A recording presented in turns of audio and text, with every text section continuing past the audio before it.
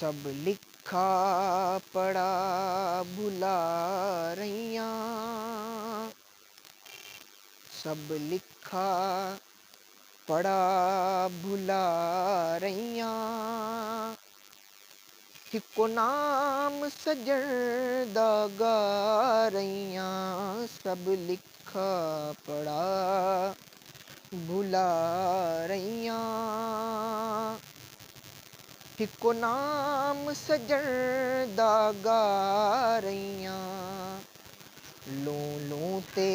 ساواں نال، لوں لوں تے ساواں نال،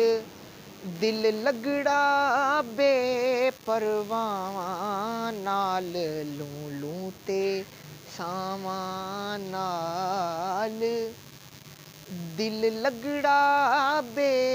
پرواں نال، سب لکھا پڑھا بھلا رہیاں۔ دوستو یہ شعر حضرت پیر میر علی شاہ رحمۃ اللہ علیہ کا ہے کہ سب لکھا پڑھا بھلا رہیاں، کہ میں نے سب لکھا اور پڑھا بھول گیا ہوں، اس کو بلانا چاہتا ہوں، ہکو نام سجن دا گا رہیاں، کہ میرے ذہن اور میرے خیال میں میرا محبوب ہی آ گیا اب، لوں لوں تے ساواں نال، کہ میرے آتے جاتے سانس میں بھی میرے محبوب کا نام ہے، حتیٰ کہ میرے لوں لوں میں بھی میرے محبوب کی ہی تسبیح ہے، لوں لوں تے ساواں نال، دل لگڑا بے پرواں نال، کہ جس طرح میرا محبوب یعنی کہ پروردگار عالم بے پرواہ ہے، اس کے ساتھ میرا دل لگ گیا ہے۔ اصل میں یہ بات وہ بات ہے کہ مولانا رومی فرماتے ہیں کہ انسان کے جسم میں سب سے عمدہ چیز اس کی سوچ ہے، اس کے علاوہ سب ہڈیاں اور گوشت ہے، یعنی کہ ہماری سوچ، اصل میں ہماری سوچ ہی ہماری عبادت ہے،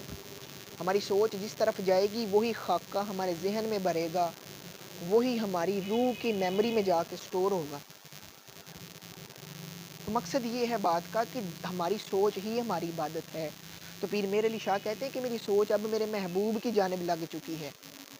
جس طرح ہم اکثر دنیا دار لوگ جو ہیں، ہم بیٹھتے ہیں تو ہماری سوچ میں دنیا کے کام، دنیا کی خوشیاں اور دنیا کو حاصل کرنے کے وہ جو پروپیگنڈے ہیں وہ ہم سوچتے ہیں۔ تو وہ جو عاشق لوگ ہیں، جو اللہ تعالیٰ سے محبت کرتے ہیں، اللہ تعالیٰ سے عشق کرتے ہیں، وہ اپنے فارغ وقت میں بیٹھ کے اللہ تعالیٰ کو سوچتے ہیں۔ تو جب اللہ تعالیٰ کو سوچا جائے تو اللہ تعالیٰ آپ کے دل میں آتا ہے۔